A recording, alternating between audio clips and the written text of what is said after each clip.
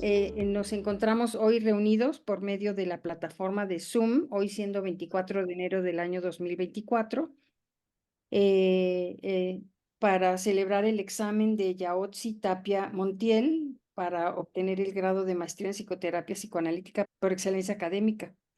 Nos encontramos la doctora Mitzi Miriam León Calderón como vocal, la doctora Yolanda Alquicira Sagún como secretaria y su servidora Concepción Rabadán Fernández. Entonces, pues te vamos a pedir, Yaotzi, que des inicio a tu presentación y ya luego pasamos a la réplica, ¿sí? Adelante. Sí, gracias. Me dijeron que, perfecto, que me iban a apoyar. Muy bien. Bueno, pues el trabajo que yo me dediqué como a investigar un poco y que me llamó mucho la atención fue hablar un poco sobre las subjetividades maternas, pero pensarlo desde el psicoanálisis y también con otra perspectiva que es el feminismo. El principal objetivo es hablar sobre la salud mental en la maternidad, utilizando como ejes teóricos al feminismo y al psicoanálisis. Aquí yo parto de la idea de que pues la función materna es señalada desde el psicoanálisis como fundante en la conformación del sujeto, porque sabemos que de esta depende una subjetividad, un espacio o no para la construcción de un yo. Entonces, aquí me interesó mucho pensar la función materna desde ese lugar de posibilidades, pero no solo de posibilidades como para crear, ¿no? Para hacer un yo, para neurotizar, por así decirlo, sino también desde este momento en donde se pueden dar pues algunas patologías, ¿no? Y que de algún modo recaen enteramente en esta función. Siguiente, por favor. Entonces, bueno, ese es el objetivo principal. Mi planteamiento del problema deriva desde, como ya lo comenté, desde psicoanálisis y feminismo. En el feminismo yo retomo en esta parte en donde la maternidad es una función que se ejerce en su mayoría por las mujeres, quienes incluso sin ser madres ejecutan toda tarea interpretativa del mundo para el infante, los primeros cuidados, tanto físicos como afectivos. Esto me llamaba mucho la atención en el sentido de que hay muchas mujeres que no necesariamente van a parir al infante, ¿verdad? Puede ser la hermana, puede ser la tía, puede ser alguna cuidadora, pero hay como estadísticas muy interesantes que apuntan a que quien muchas veces realiza esta función son mujeres mexicanas y incluso recuerdo en algún momento con una psicoanalista me decía, las mujeres parece que maternamos todo el tiempo, ¿no? A veces maternamos a los hijos, a veces maternamos a nuestros padres, a veces maternamos a nuestros esposos y me pareció como muy, como que me pareció muy, muy atinado, ¿no? Incluso esta persona que me lo platicaba no es mexicana.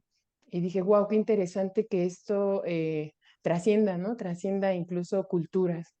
Entonces, bueno, aquí la madre pone el cuerpo como un dispositivo para la supervivencia de su cría. Principalmente, me parece que esa es como la función, ¿no? La supervivencia. Pone la psique, su propia psique, como un recurso, yo lo pensaba como una especie de prótesis, en donde pues se van a jugar escenarios tanto actuales como pasados, como futuros y todos inciertos muchas veces para la mujer, ¿no? Porque pues se revivifican sus propios vínculos, se reactualizan ciertas situaciones internas y por supuesto que todo eso se juega como en lo actual, pero también como pensado a futuro, ¿no? También siempre está esta incertidumbre de si se logrará, ¿no? Ser lo suficiente madre, lo suficiente como para esta cría. Por eso es que creo que va más allá de solamente como los cuidados maternos, ¿no? Hablo de toda una corporalidad que se pone ahí para el infante. Y bueno, a mí, pues me parece que unir estas fuerzas, ¿no? Tanto psicoanálisis como feminismo, pueden dar posibles resultados en donde las mujeres que maternan estos escenarios sean señalados, sean repensados, todas estas categorías puedan como, les podamos como dar otras lecturas, porque pues las maternidades son muy diversas, ¿no? Son tan diversas como mujeres habemos diversas, ¿no? Y entonces, bueno, señalar estos pilares que son identitarios, ¿no? Dentro de este simbolismo femenino y que muchas veces traen como consecuencia el desborde y el quiebre mental de quien materna. Yo pensaba, ¿no? Que cuando lo pensaba desde las mujeres que se embarazan y decía, bueno, desde el primer mes tiene que estar acudiendo al doctor, ¿no? Tiene que estar yendo a revisiones mensuales y le hacen muchos estudios y todo, pero siempre es como al bebé, siempre es esta revisión al bebé, nunca hay como nunca se centra la atención, nunca se pregunta un poco qué pasa, ¿no? En esa subjetividad, qué pasa con esa mamá que, pues, que va a cambiar no solo físicamente, ¿no? Sino todo su psiquismo se va a comprometer. Y entonces, bueno, si bien en psicoanálisis se habla de una madre que es función, yo pensaba, bueno, ¿función de qué? ¿No? Porque ya lo han dicho, ¿no? La madre no necesariamente encarna un cuerpo femenino, no tiene que ser quien ha parido. Porque hablamos de una función libidinal que va a ser volcada hacia el hijo, hacia su cuerpo y hacia su ser para darle vida. Sin embargo, como les decía, ¿no? Tenemos como algunos registros, algunos estadísticos, algunas experiencias, ¿no? Quienes estamos en clínica con mujeres, en donde pues sí, ¿no? Pareciera que es un lugar como muy destinado a este género.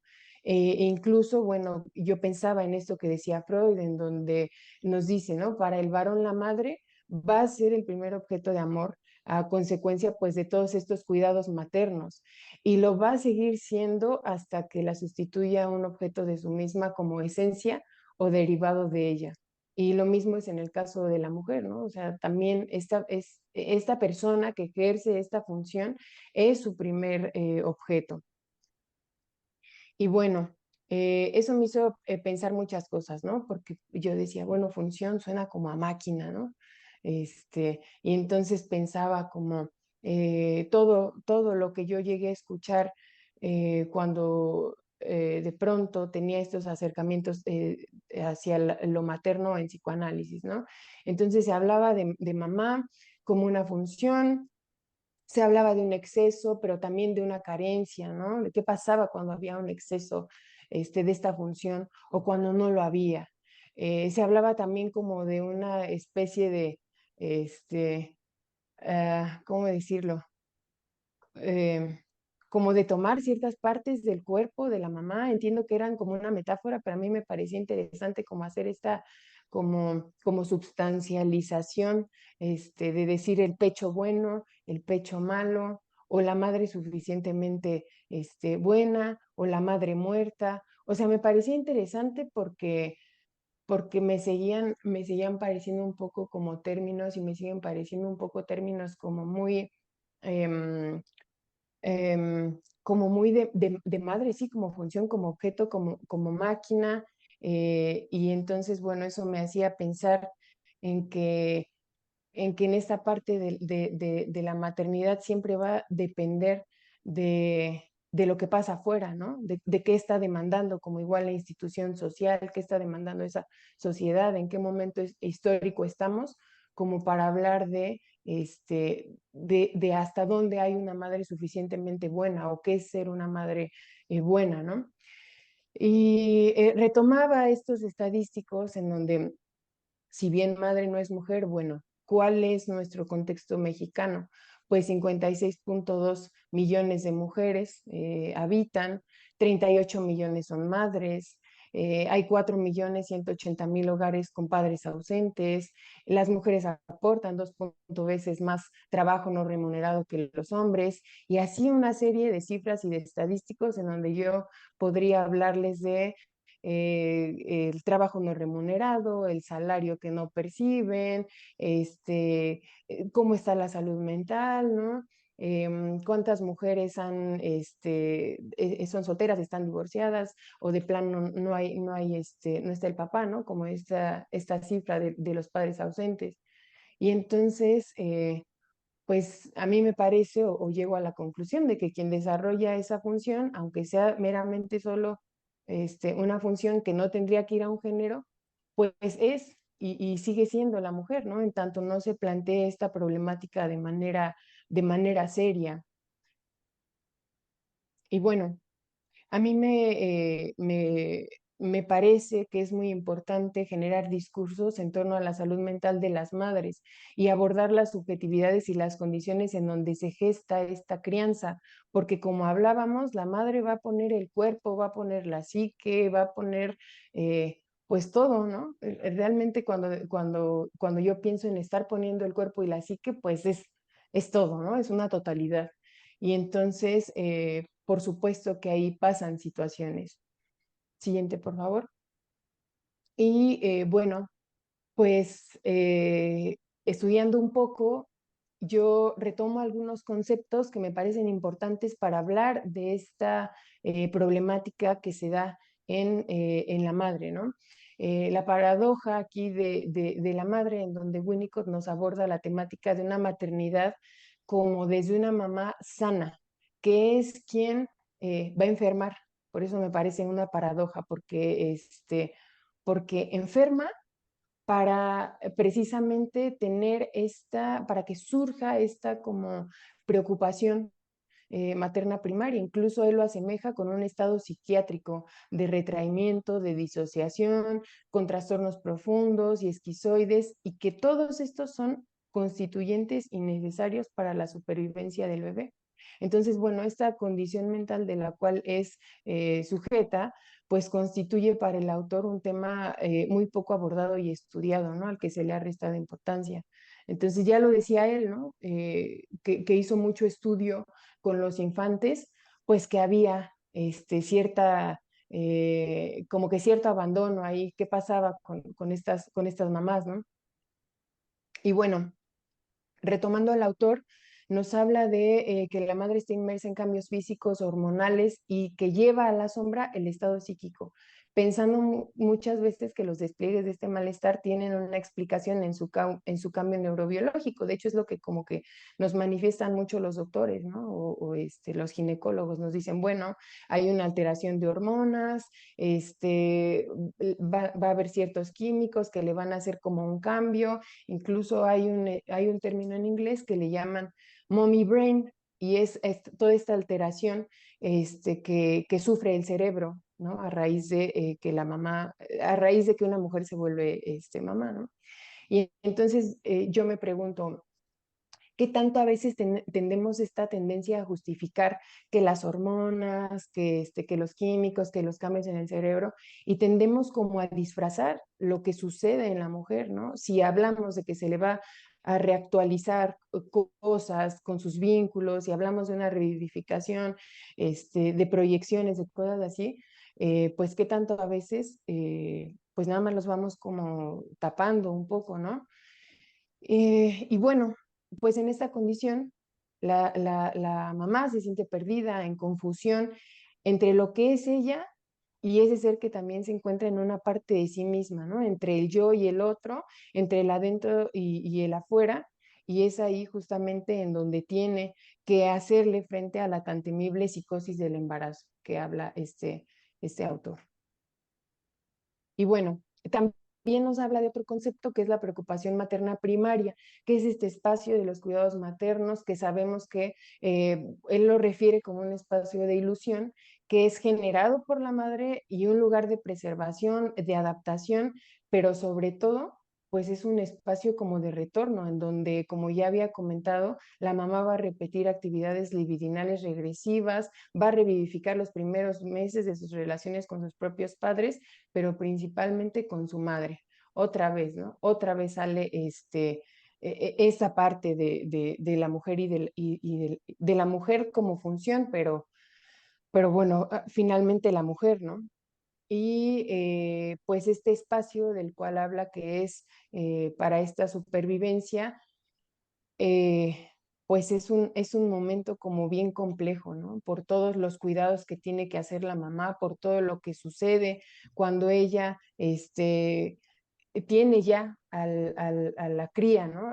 La tiene ya ahí en casa, todo lo que tiene que hacer, todos los cuidados, y si tiene más hijos, y si tiene pareja, y si tiene que trabajar, o sea, se viene como una serie de situaciones muy como que aplastantes, ¿no? Muchas veces para esta mamá.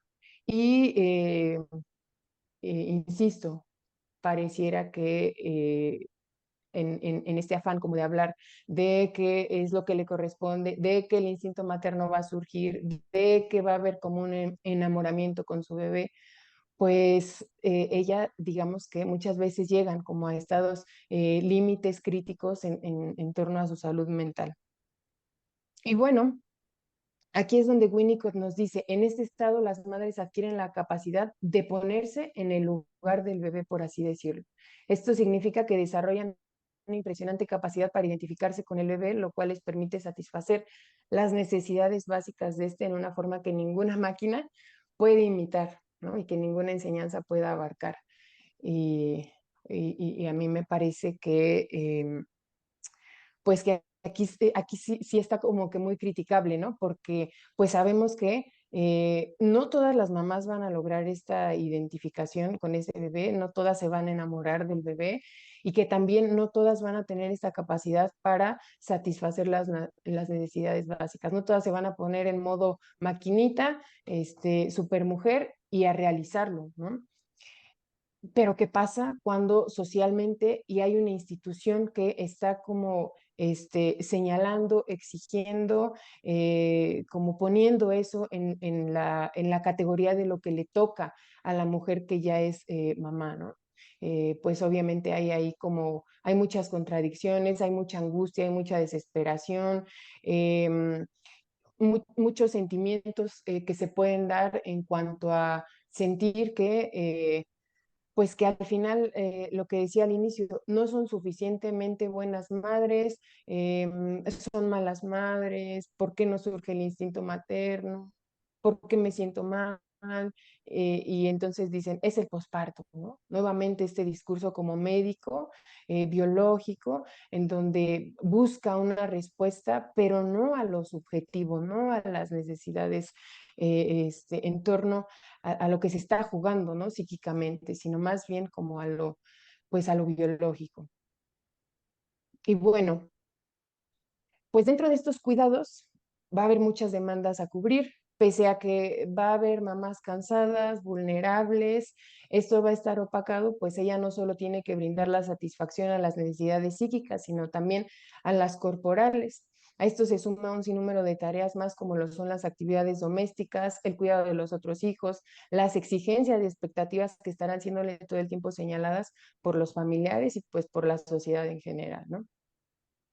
Aquí esta autora me interesó, es Carol Gilligan, quien dice que pues hace toda una crítica, ¿no? Ella como feminista hace una crítica y dice, bueno, es que al final pareciera que los cuidados siempre recaen sobre las mujeres, pero estos no tendrían que ser asuntos de mujeres, ni el cuidado ni la asistencia, sino intereses humanos, ¿no? Y entonces me parece aquí que da precisamente como en la idea a la que yo quiero llegar, a que no tendría que haber como no tendría que recaer la función materna en las mujeres, ¿no? Tendría que ser algo social, tendría que ser, incluso yo lo pensaba un poco como era antes, ¿no? Que las mujeres maternaban en tribu, las mujeres estaban siempre acompañadas y de pronto pareciera que con esta nueva modernidad y pareciera que con estas nuevas como este, pues tecnologías y todas estas cosas, pues se sigue relegando mucho, ¿no? Y con esto se siguen perpetuando todavía sistemas en donde pues la mujer que materna es la mujer que cuida, es la mujer que está en casa, es la mujer que no sale, que no trabaja, que no hay una remuneración, que lo tiene que hacer por amor, que lo tiene que hacer porque es lo que le toca, porque es una bendición, porque es su biología, porque es su condición. Es decir, todos estos discursos que se encuentran permeados, por supuesto, que en las subjetividades de las mujeres, ¿no? Y que están ahí y que pues no los hemos podido todavía deshacer o sacar o ahí vamos, ¿no? De pronto cuestionándolos, pero todavía están ahí, ¿no? Muy, muy presentes. Y bueno, aquí Ana María Fernández, quien igual ha hablado mucho como, bueno, ha hecho unos planteamientos al psicoanálisis desde el feminismo muy interesantes. Ella habla de que existe una particular organización del narcisismo centrado más bien en un ser para los otros que en un ser para sí misma. Esto no quiere decir que las mujeres sean más buenas o más generosas, ¿no? O que lo que decía Winnicott, ¿no? Que le sale casi como instintivo y que son unas máquinas excelentes para maternar y para criar. Eh, Porque aquí ella nos dice, no, más bien hablamos de una particular organización del narcisismo femenino.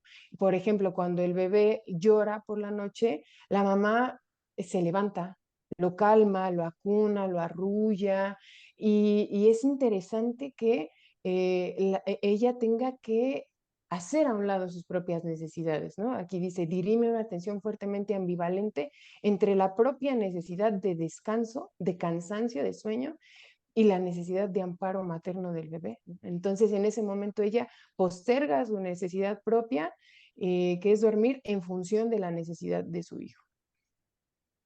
Y bueno, estas funciones de pronto muy automatizadas, que son a las que se debe llegar para la supervivencia del bebé, las cuales en nuestra sociedad son mejores conocidas como de naturaleza femenina, que son propias de la mujer o que son propias de este instinto materno, pues no hacen más que seguir replicando modelos devastadores para la subjetividad femenina. Son turbulencias a las que está expuesta una madre que no solo tiene que hacer frente a su condición, sino que también tiene que estar superando todo el tiempo las altas demandas sociales que nos han idealizado además, ¿no? Un modelo de madre, nos romantizan el maternaje, ¿no? Lo vemos, ¿no? Lo vemos en, en los medios de comunicación, mamás muy contentas, muy felices, ejerciendo el maternaje, y que además si no están felices o que si están tristes o que si están enojadas o sea, cualquier emoción que no sea el del gozo materno es señalado. Entonces, bueno, hay muchos juicios morales respecto a este rol materno y exigen cuidados y bienestar total para el bebé, pero nadie le entra, ¿no? O sea, no, no, eso nada más es como de las mujeres, ¿no? Y bueno, aquí Bochar refiere, ¿no? Habitualmente se ve el momento del alumbramiento y la maternidad con esta luz de esperanza, de la nueva vida, con este halo, ¿no? Pero la sombra de la madre es algo que permanece reprimido, no se habla de eso. Hay un mandato social del cuidado en donde deberá pesar mucho más que el cansancio, el enojo, la frustración, o de lo contrario aparecerá la depresión postparto, que es lo que mencionaba, ¿no? ¿Hasta qué punto esta famosa depresión postparto es, es algo biológico, ¿no? O es algo, porque me queda claro que al ser un discurso médico, pues no se ahonda más en ello, no hay más, ¿no? Más que esta parte de los químicos, de las hormonas, de todo esto, ¿no? Entonces, bueno, es interesante lo que refiere, ¿no? Este autor. Y pues tanto en psicoanálisis como feminismo, la maternidad es un hecho cultural. No existe nada dado de manera natural o instintiva, porque ésta se da en la diversidad. Entonces, al ser un hecho cultural, se encuentra atravesada por múltiples variables. Tal es el caso de los ejes históricos, sociales, ideológicos, y no solo por aquellas que dan cuenta del deseo inconsciente, ¿no? Incluso este arquetipo, ¿qué es esto, no? ¿Qué es este arquetipo de la madre en nuestra cultura, de la maternidad?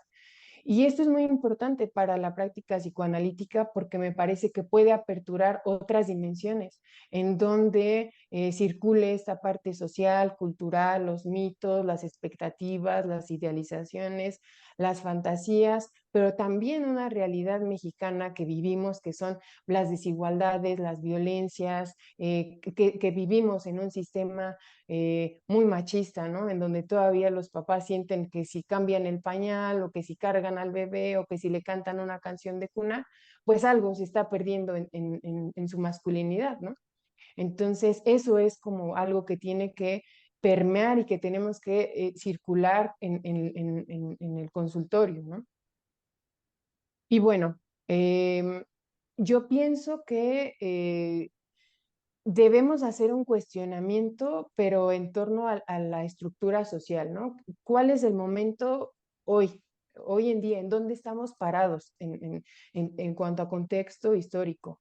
Y abrir nuevos tópicos que comprimen a la madre y en donde aún se encuentra muchas veces delimitada en una posición reproductiva, centrada en el cuerpo biológico, cristalizada por estos ideales y estas exigencias maternas que, como veíamos, pues parece que cada vez son más inalcanzables, ¿no? Incluso hay como unas prácticas contemporáneas que nos hablan ya como de, es que la lactancia tiene que ser hasta tantos años, ¿no? Para un buen desarrollo en el bebé. O es que la madre tiene que hacer colecho con el bebé.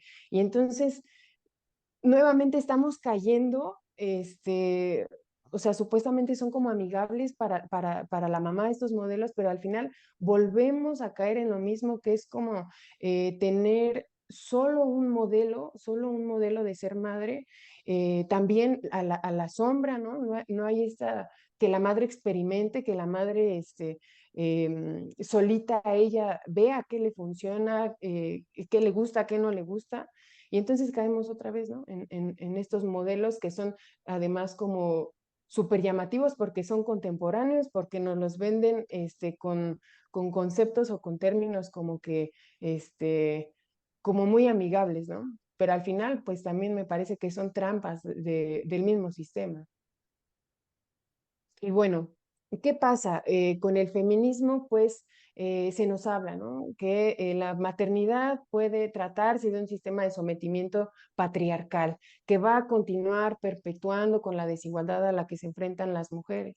Pero me parece, digo, esta es una postura válida, pero a mí como que la que me llama un poco más la atención es esta, en donde nos habla más bien de una posición, el maternar como una posición incluso política, ¿no? Un acto político desde donde se pueda posicionar para erradicar mediante la crianza, pues todo esto, ¿no? Las violencias de género, el machismo, los estereotipos, los roles, y a mí me parece interesante nuevamente, ¿no? O sea, no cerrarnos nada más a que es esto o es esto, sino permitir que las madres puedan ir como experimentando, explorando qué de su maternal con su subjetividad. Y pues esto se logra, por supuesto que teniendo ahí una unión con el psicoanálisis, ¿no? Con este conocimiento de la propia madre, quién soy, ¿no? Y quién soy y a dónde y cuál es el camino. Para Badinter la maternidad es un mito, ¿no? Aquí en este mito habría que ver quiénes lo construyen, quién hace ese mito, qué gira en torno a ese mito y por qué hay un imaginario colectivo que determina el destino de la mujer en esta parte de la maternidad, ¿no? Pues sí, tenía que hablar un poco de Simone de Beauvoir, porque ella, y digo, y aquí hago un juego entre la frase de no se nace mujer, se llega a hacerlo, en el sentido de no se nace mamá, ¿no? Se llega a hacerlo. Y pues bueno, aquí el tema es como el recorrido que se tendría que ir haciendo, porque de pronto muchas mujeres, ¿no? Están preocupadas porque tal vez hoy en día no surge un deseo de ser madre, de pensarse madre o de sentirse madre, y esto es como que es una triada, ¿no? En donde nos dicen, es que es la triada perfecta para ser madre, ¿no? Entonces, bueno, me parece que aquí hay que hacer ese cuestionamiento, hay que checar qué pasa, ¿no? Con estas mujeres. Y bueno, ya, para cerrar, mi conclusión es que la maternidad es un discurso muy público, pero al final nadie le entra, como ya a la práctica nadie le entra. Creo que también como que a teorizarlo muy poco, ¿no? Porque tal vez hay mucha incomodidad en torno no solo a visibilizar como qué es lo que pasa en esos cuerpos disformes, abandonados, rasgados. Yo hablo también de esas mentes, ¿no? De eso que también se quiebra o se pierde una vez que una mujer es mamá, ¿no? Y sobre todo porque pues ya no hay retorno. Una vez que se engendra una vida, pues hay una autora que dice, la madre nace, ¿no? Incluso, pero pues también parece que es olvidada, ¿no? Es olvidada quien ahora solamente va a exigir esta parte como de la función y de la supervivencia para la cría. Y bueno, me parece que tenemos que hacer una unión para, tanto en feminismo como en psicoanálisis, una unión para cuestionar estas categorías, para repensarlas, para pues generar, ¿no? Nuevos paradigmas. Siguiente. Y por último, pues esto ya es algo personal, ¿no? Yo pienso que la experiencia de madre debería ser para todas y todos un recordatorio de la fragilidad en corazón, mente y vida, porque la maternidad no es conocimiento ni control. Y muchas veces los recursos con los que se cuenta para la supervivencia de un infante es aquello otorgado por la cadena de mujeres que maternaron y que se encuentran detrás de cada mujer, de cada hombre y al final de la humanidad misma. Y bueno, pues las madres son de todos menos de sí mismas, ¿no? Pues eso sería todo. Me pasé mucho, pero ya, por fin ya concluí. Muchas gracias, Yaotzi Tapia Montiel, por tu presentación. Le vamos a pedir ahora a la doctora Yolanda Alquicira Sagún si nos ayuda a iniciar la réplica, por favor, doctora Sí, Alquicira. sí, gracias, Conchita, doctora Rábada. Eh, me, me gustó tu escrito, ¿no? Cuando lo leí, porque me parece que no solo haces una crítica al feminismo o al psicoanálisis primero, como con estas prácticas patriarcales y machistas, sino también haces una crítica al feminismo, ¿no? De que tampoco ha logrado realmente encontrar paradigmas que saquen de esos estereotipos. No sé, tú pensaste en algún momento, mencionaste algo en tu presentación alrededor de que antes se criaban a los hijos aún en tribu, ¿no? Nosotros no en tribu, pero hasta hace pocos años, en los 50, 60, todavía existía la familia ampliada, ¿no? En donde los hijos no solo le pertenecen a la mamá, sino a la abuela, a las tías. Y entonces es un conglomerado de mujeres en donde se acompañaban, ¿no? Se acompañaban en la crianza y digo, yo no sé si eso estaba bien o estaba mal, depende de cómo te haya ido en la feria, pero sí daba un cierto respiro a la madre. Por ejemplo, me da la impresión de que en tu escrito pones o resaltas el olvido que se le da a la persona de la madre una vez que ya empezó a gestar, ¿no? Y desde ahí ya ella no cuenta. Pero yo tengo que recordar en esas épocas que era muy importante todo el ritual del parir. Y entonces la madre de la mujer estaba con ella y cuando llegaba, antes incluso eran las comadronas, ¿no? Las que ayudaban a la madre a parir.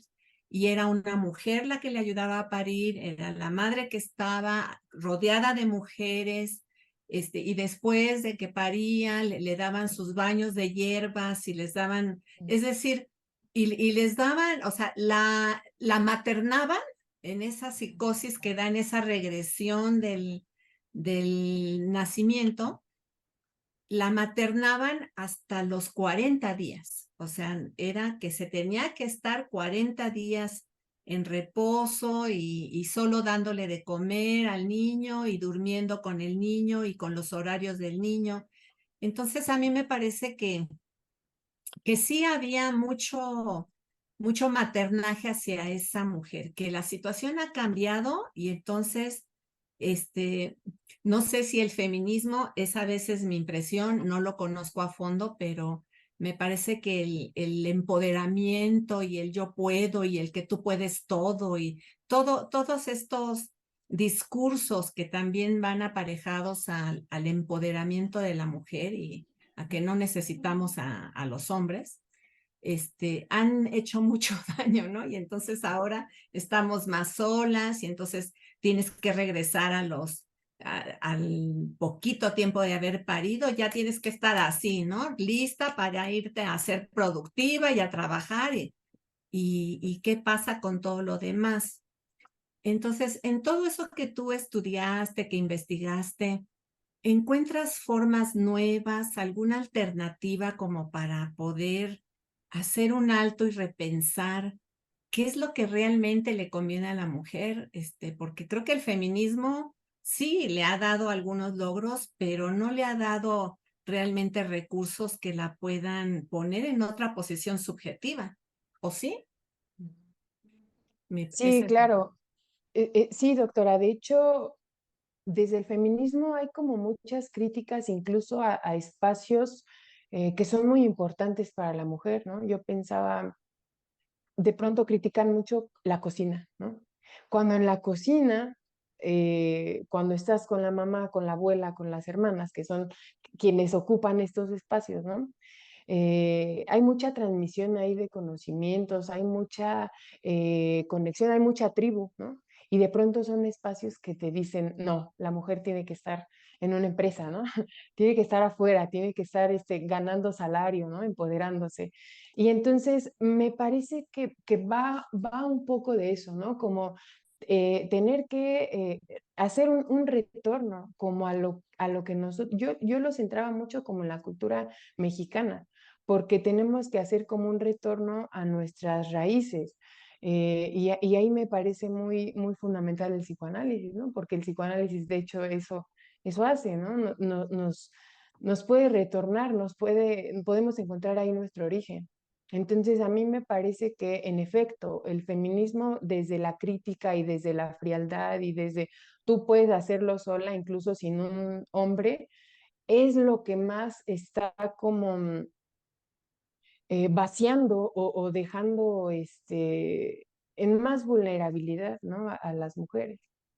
Entonces, bueno, sí me costó un poco porque la realidad es que hasta la fecha en feminismo hay muy poco espacio para las mujeres que maternan, ¿no? O sea, no te puedes decir mamá y feminista de pronto porque entonces algo hubo que hiciste mal, ¿no? Y todo tiene que ver con eso, ¿no? De ser mamá.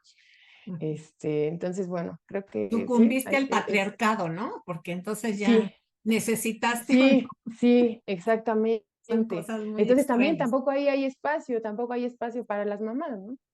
Claro. Gracias, Yotze. Sí, Muchas gracias, doctora Yolanda Alquiciras Sagún. Le pedimos ahora a la doctora Mitzi Miriam León Calderón si nos hace favor de continuar, por favor. Doctora León. Gracias, doctora. Pues muchas felicidades, Yoatzi. Pues yo no tenía el gusto de conocerte, pero te escucho y me pareces una alumna brillante, ¿no? Es un trabajo que me gustó también mucho. Tocas varios puntos importantes y a veces es difícil, pues, integrarlos, ¿no? Tantos temas que estás tocando. Creo que desde un primer momento es esto que tú comentas, desde que el hecho de que venga el deseo por un hijo, ¿no? El deseo de ser madre, creo, habla de una salud, ¿no? Eh, y, y me parece también muy importante esta cuestión de esta labor tan difícil y complicada que es la función materna, ¿no? Creo que, porque mencionas incluso a varios autores, ¿no? De cuál sería una buena función materna. Y bueno, yo sí, yo coincido mucho con los autores que tú retomas porque este tipo de sacrificio y de entrega en los primeros tiempos, pues es necesario, ¿no? O sea, no se puede eludir. Es necesario que en los primeros tiempos haya esta identificación materna, ¿no? Este, esta identificación con las necesidades del bebé para que, pues, para poder cubrir todas sus necesidades. O sea, es necesario, ¿no? O sea, es algo que no se puede eludir. O sea, no hay otro camino, ¿no? Entonces, a ver, hacerlo más ligero, creo que sí depende con esquemas menos rígidos, que haya un padre bastante válido, que esté ahí sosteniendo, que esté acompañando. Por eso la importancia de que haya un padre que ahorita comentaba la maestra Yolanda, porque claro, eso lo hace mucho más sencillo. Y también el hecho de que creo que el feminismo puede dar un enfoque positivo y al mismo tiempo también bastante negativo, porque muchas veces sí atenta contra el deseo de un hijo, ¿no? Pareciera que ser madre de repente te aleja de estos nuevos ideales, que es esta mujer trabajadora, que de repente incursiona en el ámbito de lo masculino. Y entonces muchas mujeres postergan su deseo de ser madres y dicen, bueno, sí quiero ser madre, pero primero me dedico a hacer todo esto y cuando quieren serlo, a veces su condición biológica ya no se los permite. Y en consulta tenemos muchos pacientes ya alrededor de los 40 años que están sufriendo por tener un hijo y ya no, ya su organismo ya no tiene las mejores condiciones, ya no es óptimo como para, para ser madres, ¿no? A veces hay situaciones clínicas que ya no se los permiten y que sufren mucho, ¿no? Entonces, a veces viven una especie de culpa. Entonces, en este sentido, a veces, esto que decías, mujer igual a madre, no es así, pero se juega mucho del devenir de la feminidad en relación al deseo por un hijo, ¿no? El deseo por un hijo es el sustituto, ¿no? De la renuncia al falo. Entonces, sí, todo esto se entrama de la feminidad. Entonces, en este sentido, creo que el feminismo puede ser un poco, tener un efecto a veces donde termina haciendo sufrir a las mujeres en este aspecto. Digo, no todas de alguna manera les pasa, estoy hablando de algunos casos, ¿no? No hay que generalizar, pero también creo que, porque hablamos de esta etapa de mucho sacrificio donde es muy cansado. Winnicott decía, ¿no? La madre pierde como su vida y la va recuperando poco a poco porque hay una absoluta dependencia, ¿no? Es una dependencia absoluta, es un sostén absoluto. Y entonces aquí yo creo que el feminismo puede ayudar, y tú me dirás qué opinas de esto, a justamente, porque a veces esta dependencia absoluta, la mamá se apropia un poco del hijo y también la madre se entrega demasiado al hijo, y entonces eh, como que el sacrificio es por siempre, ¿no? O sea, no hay como recuperar la vida porque la entrega solo es en los primeros tiempos. Después se tiene que dar pauta a la independencia del bebé, ¿no?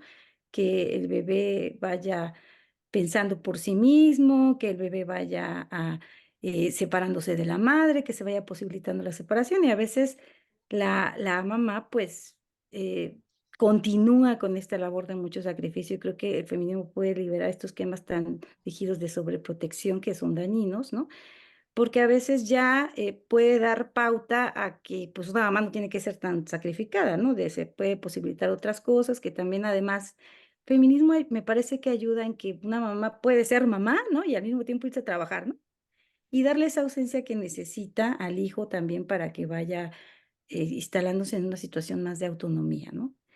Pero en otros aspectos creo que puede atentar contra ese deseo que postergan y que a la larga pues se sienten sumamente pues culpables, ¿no? Por no haber atendido esa necesidad, se pone en riesgo el ser deseantes, ¿no? Ya no, el feminismo en esta, en este discurso de dejar de ser objeto de deseo y convertirse también en alguien deseante, de alguna forma puede generar, ¿no? Ciertos aspectos desfavorables para el deseo de ser madre, pero creo que también tiene su lado bueno. ¿Tú qué opinas de esto? Sí, claro. A mí me hace pensar que no, como que no debemos olvidar que al final el feminismo no es una clínica, ¿no? O sea, y me parece que eso luego es en donde perdemos mucho porque hay muchos sesgos, ¿no? Hay muchos sesgos precisamente de pronto en este odio como a todo lo viril, a todo lo masculino, y que son sesgos que han perjudicado mucho y no han logrado como que crezcan conceptualizaciones, o que haya nuevas categorías, o que se revisen bien las categorías, ¿no? Me parece que cuando ya hay un sesgo, por un odio tan profundo como a todo lo hombre, ya perdimos, ¿no?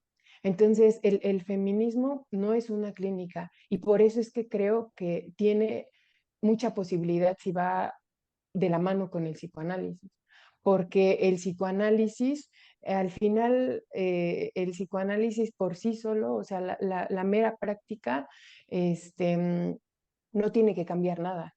Tal vez lo único que tenemos que conocer es estas nuevas como categorías, es revisar estas nuevas como contextos históricos, estas nuevas subjetividades maternas, pero en sí nuestra práctica realmente no tiene que cambiar, ¿no? Y el feminismo, digamos que sí tendría que ir haciendo ciertas como investigaciones, ciertos planteamientos, pero vaya, como decía, ¿no? No desde esos sesgos. Por eso creo que el psicoanálisis le ayuda mucho al feminismo, porque le puede como abrir más como esta visión, ¿no? Esta perspectiva, no nada más como de, pues no solo el contexto, sino hablar de todo el psiquismo, del inconsciente, de las pulsiones, de todo eso, que pues pocas veces se habla en feminismo. Sin embargo, cuando yo encuentro a psicoanalistas que son feministas, son lecturas muy enriquecedoras, son bastante interesantes, ¿no? Este, y de pronto a veces leo a feministas y digo, híjole, pues aquí sí se le ve como evidentemente el trauma, ¿no? O el odio, o esta fobia a lo masculino, ¿no? Y digo, ¿qué sesgo? ¿Qué sesgo? Porque ya no podemos hacer un planteamiento crítico que en verdad nos ayude, ¿no? Muchísimas gracias, Sí, Paola, y de verdad me gustó muchísimo tu trabajo. Muchas felicidades, ¿no? Tu exposición muy padrísima, ¿no? Te expresas ya como toda una profesional, entonces, pues muchas felicidades, un gran logro, ¿no? gracias. Muchas gracias, doctora Mitzi Miriam León Calderón. Yaotzi, pues me uno a las felicitaciones. Me gusta mucho tu trabajo en muchos sentidos. La presentación como un planteamiento, o sea, no lo das como acabado, sino para seguirlo discutiendo, ¿no? O sea, lo estás abriendo para que lo pensemos y me parece muy importante.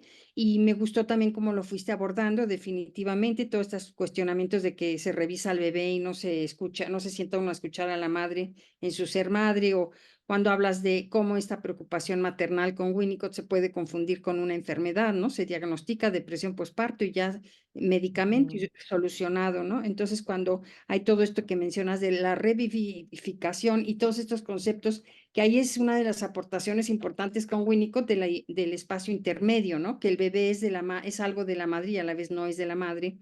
Me gustó cómo lo fuiste abordando. Yo lo único, y creo que ya lo contestaste en alguna medida, no te voy a pedir que me lo contestes, pero como asentar un poco más, como si fuera lo mismo lo femenino, la mujer y la madre, y como que son categorías distintas, que tú ya lo trataste algo en lo que has contestado.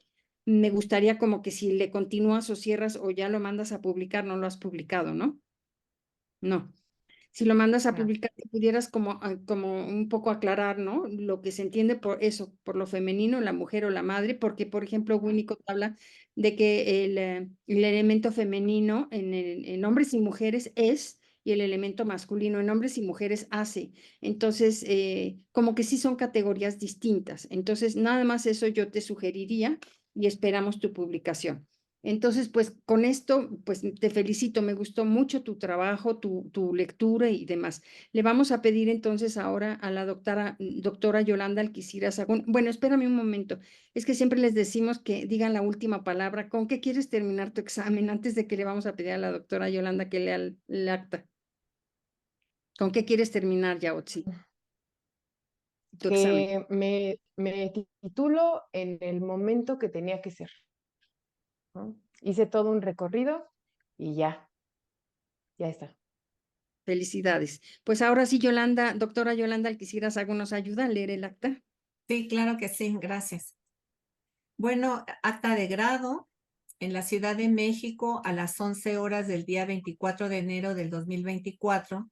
Se reunieron a través de la plataforma de Zoom los miembros del jurado integrados por las señoras doctora María de la Inmaculada Concepción Rabadán Fernández, doctora Mitzi Miriam León Calderón y la servidora doctora Yolanda Alquiciras Agón, bajo la presidencia del primero y con carácter de secretario el último, para proceder a efectuar la evaluación de excelencia académica para obtener el grado de maestría en psicoterapia psicoanalítica con reconocimiento de validez oficial de la SEP, según acuerdo número 2014067 de fecha 9 de marzo del 2001, que sustenta Yaotzi Tapia Montiel. Los miembros del jurado examinaron al sustentante y después de deliberar entre sí resolvieron declararla aprobada por unanimidad. El presidente del jurado dio a conocer el resultado y procedió a tomar la protesta de ley. Bueno, Yaotzi, ¿cómo es la protesta de ley? Si nos ayudas a extender tu mano derecha. Bueno, dice Yaotzi Tapia Montiel, protesta ejercer con ética y responsabilidad la práctica de la maestría en psicoterapia psicoanalítica del Colegio Internacional de Educación Superior. ¿Sí protestas? Sí, sí, protesto. Que así fuere, que la sociedad se lo premie y si no, que se lo demande. Pues muchísimas felicidades, ahora sí que te aplaudimos. Felicidades, Yaotzi. Gracias, gracias, gracias. Felicidades. Un logro. Festejes en grande y pues agradecerle a la doctora Yolanda que estuvo con nosotros, a la doctora Mitzi, muchas gracias, a Fernando que nos estuvo, al ingeniero Fernando Alonso que estuvo ayudándonos con la transmisión. Pues esperemos seguir compartiendo contigo tus éxitos. ¿Qué vas a hacer ahora a futuro? Dedicarme a maternar. Es lo que pensé. Sí. Sí. Dedícate y disfrútalo mucho, que ya vendrán nuevos vientos. Así es, así es. Muchas gracias, gracias. Felicidades.